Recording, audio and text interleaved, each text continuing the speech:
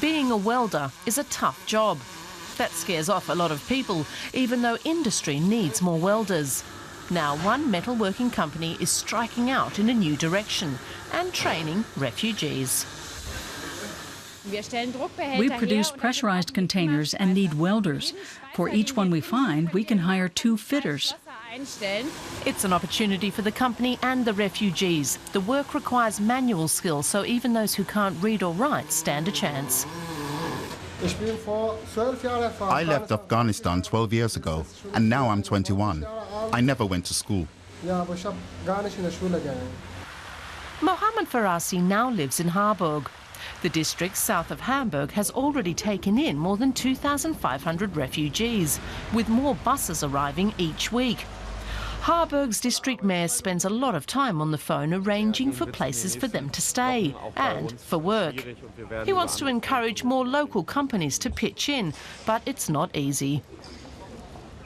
To be honest, because of the various regulations on the German labor market, even ordinary German workers have a tough time making their way. And it's even harder for someone who comes here from a foreign country. We're trying to clear a path through the thicket and show people what the options are. One such path is offered by public institutions, like the local vocational school, which offers volunteer work.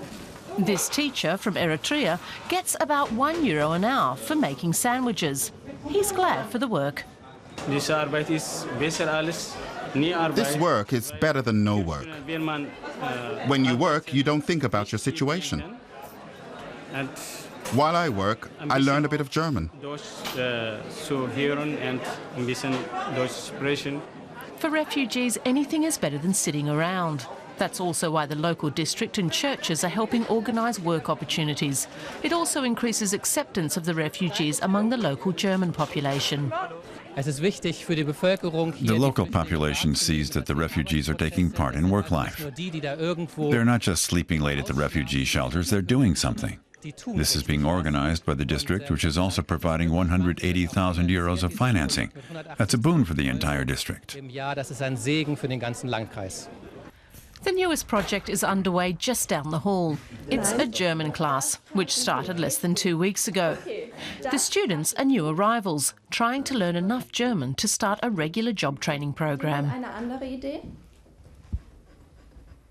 The project will run for a year. The goal is to integrate the students into a vocational training class at some point during the year, or when the year's done.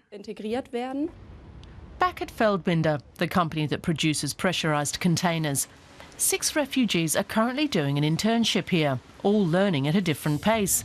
Musa Mohammed, who comes from Sudan, is among the most talented.